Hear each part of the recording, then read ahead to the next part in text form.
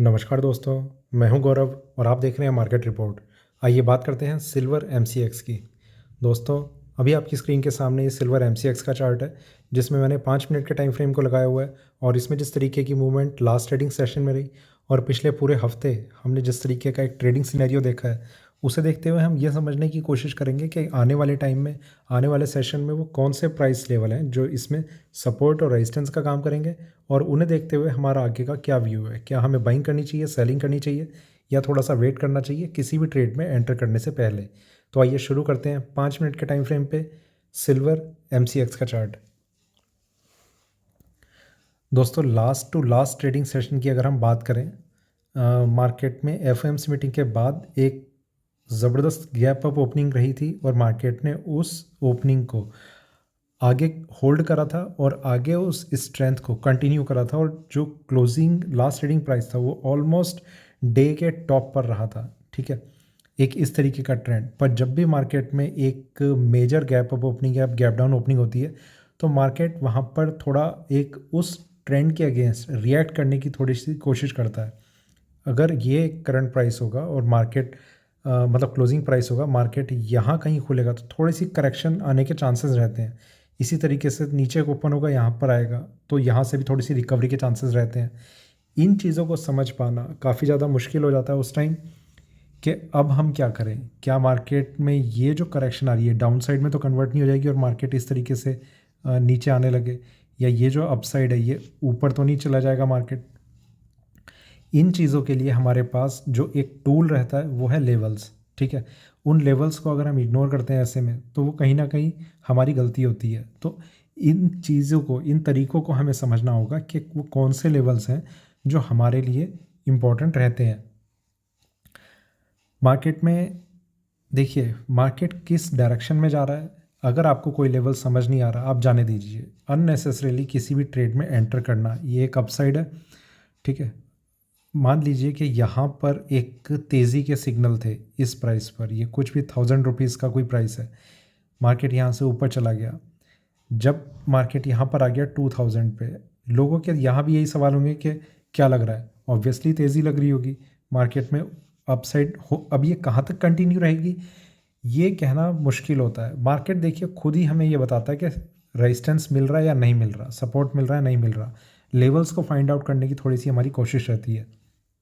ठीक है, बीच में कहीं पर भी एंट्री और एग्ज़िट दोनों ही चीज़ें हम किसी स्ट्रैटेजी के तहत ले सकते हैं। मतलब कि हमें किस तरीके से, जो हमने एंट्री ली थी पहले, अगर 1000 रुपीज़ पर कोई एंट्री ली है तो हमें फिर एग्ज़िट कैसे करना है। थोड़ा सा ऊपर हो सकता है, 500 रुपये ऊपर का हम सोच के चल रहे हो कि वो 500 रुपये ऊपर आएगा मार्केट, हम पार्शियल प्रॉफिट बुक कर लेंगे, और 500 ऊपर आएगा पार्शियल प्रॉफिट बुक कर लेंगे और ख़त्म कर देंगे इस ट्रेड को।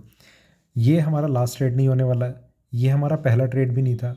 तो हम क्यों नहीं किसी एक स्पेसिफिक स्ट्रेटजी को जो वहाँ पर काम कर सकती है उसे हम कंटिन्यू करते हैं।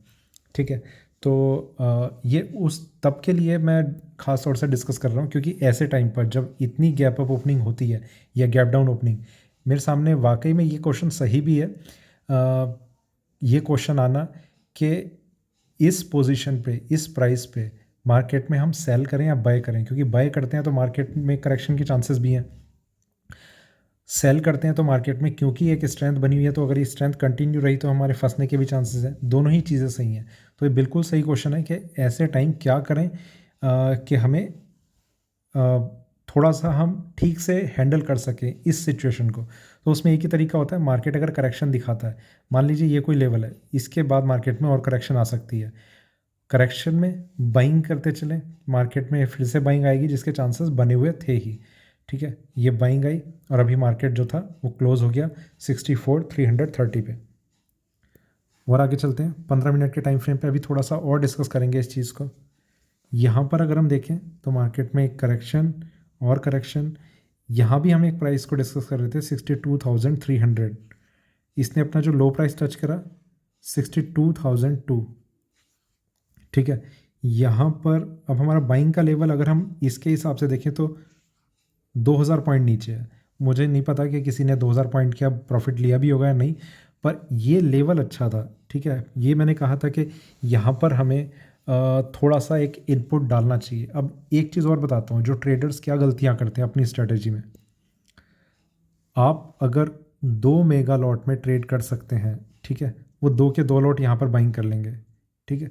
और उनकी जो एक यूजुअली जो उनकी टेंडेंसी रहती है अपने प्रॉफिट को बुक करने की, वो ये कि कहीं भी 200-300 पॉइंट मिल गए, अपना दिन बनता, भाड़ में जाए जनता।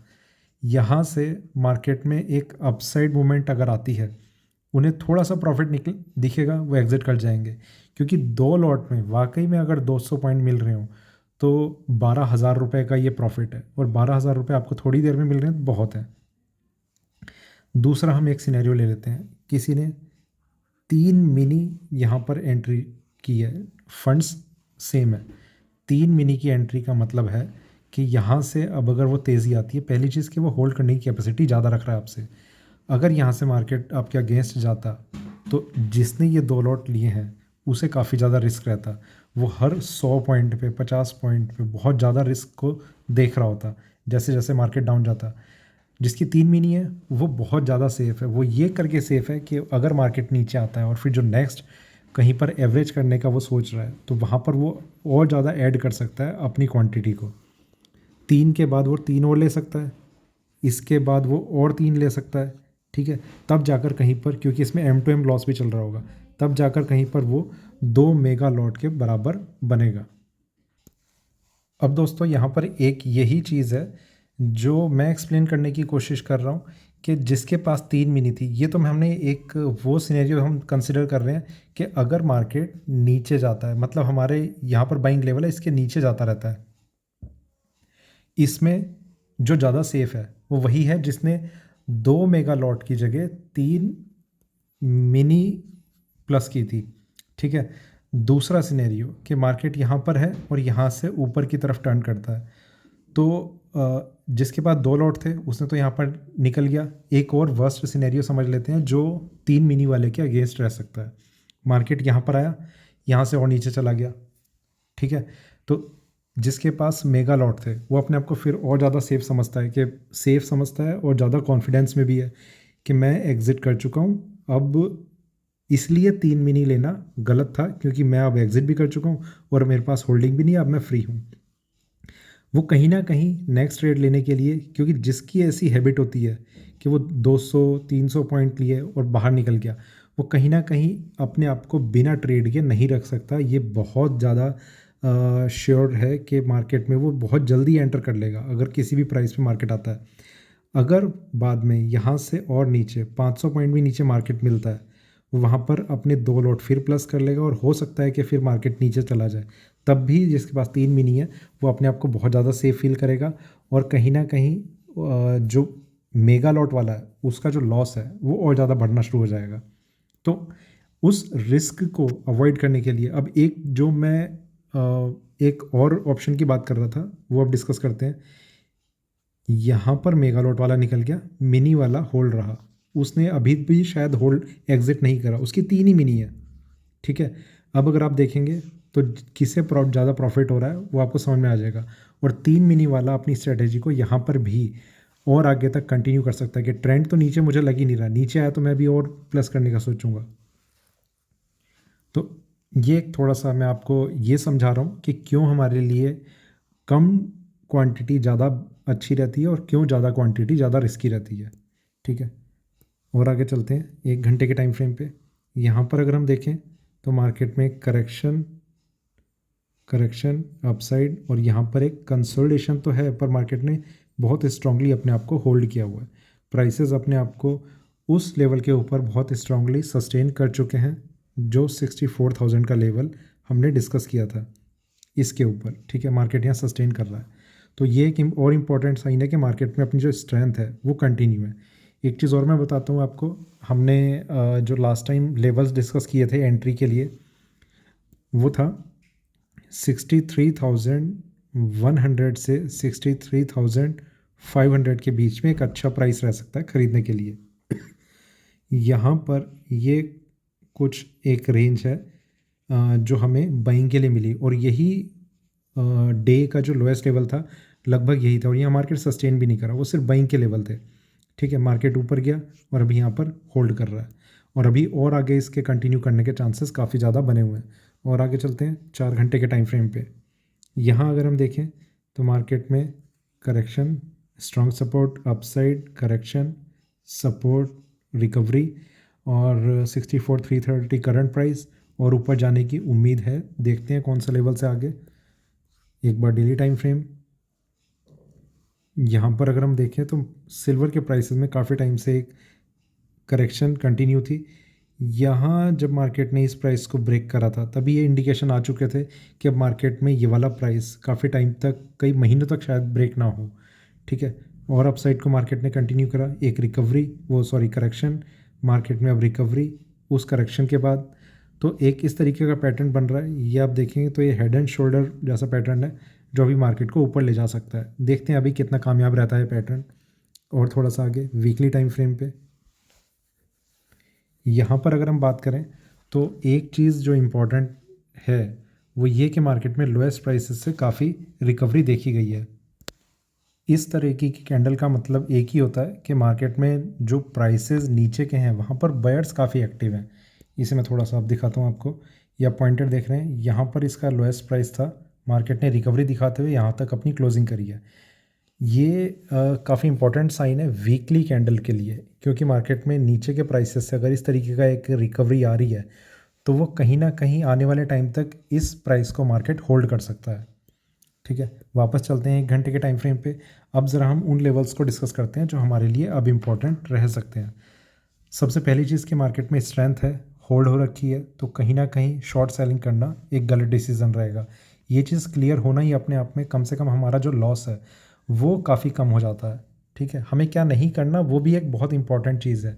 आप हमेशा ध्यान रखिए, कई जो नए नए ट्रेडर्स हैं वो ये सोचते हैं कि इसमें क्या नया बता दिया कि हमें क्या नहीं करना, ये तो कुछ भी बात नहीं हुई। ठीक है, ये मैं सिर्फ मतलब ऐसा नहीं है कि ये चीज़ सिर्फ मैं कहता हूँ, बहुत सारे ऐसे ट्रेडर्स हैं, एनालिस्ट हैं जो इस चीज़ को रिकमेंड करते हैं कि क्या नहीं करना। एक ट्रेडर्स को कम से कम ये चीज़ समझनी चाहिए कि जो उन्हें नहीं करना अगर वो क्लियर है तो जो कर सकते हैं उसमें से फिर उनके पास वो और ज़्यादा फिल्टर एक लगा सकते हैं कि अब हम क्या क्या कर सकते हैं। ठीक है, तो थोड़ा और समझते हैं इस चीज़ को। स्ट्रेंथ है, कर सकते हैं, जो सिर्फ बाइंग है। मार्केट में लेवल्स जो हैं 65,350, यहाँ से अपसाइड रहती है एग्जैक्ट 1000 पॉइंट समझ लीजिए। ये अब अगर ब्रेक होता है तो मार्केट में और ज़्यादा तेज़ी आएगी। नेक्स्ट लेवल 66,500 ही कंसिडर करेंगे अब। ठीक है, और ज़्यादा 1150 पॉइंट और ऊपर। तो ये दोनों लेवल हमारे लिए अपसाइड में इम्पॉर्टेंट है, पर इसका इम्पॉर्टेंट होना और ज़्यादा स्ट्रेंथ दिखा सकता है अगर ये वाला प्राइस ब्रेक हो जाएगा। डाउन साइड में जो लेवल है वो अभी डिस्कस करते हैं। 63,300, यहाँ पर एक अच्छा सपोर्ट लेवल अभी बना हुआ है, और जो लास्ट सपोर्ट लेवल है वो है 62,000 पर। ठीक है, ये 4 लेवल हैं जो अभी हमारे लिए सिल्वर में इम्पॉर्टेंट है। जो ट्रेंड है वो अपसाइड टू साइडवेज ट्रेंड अभी रह सकता है, मार्केट में थोड़ा सा और कंसोलिडेशन रह सकता है और धीरे धीरे मार्केट ऊपर की तरफ मूव करेगा, इस चीज़ की उम्मीद है। और 65,350 का ब्रेक होना बहुत ज़्यादा पॉसिबल लग रहा है, and then it will test the last resistance level of 66,500। We will wait for that. तो ये था दोस्तों, अगर आपको ये वीडियोस अच्छे लगते हैं तो आप मेरे चैनल को ज्वाइन कर सकते हैं। ब्रॉन्ज, सिल्वर, गोल्ड 3 सेगमेंट है, ज्वाइन पे क्लिक कीजिएगा, आप मुझे इस तरीके से सपोर्ट कर सकते हैं। तो ये था मेरा सिल्वर MCX पे अभी का वीडियो अच्छा लगा तो लाइक करें, शेयर करें, बने रहें मेरे साथ, देखते रहिए मार्केट रिपोर्ट। धन्यवाद।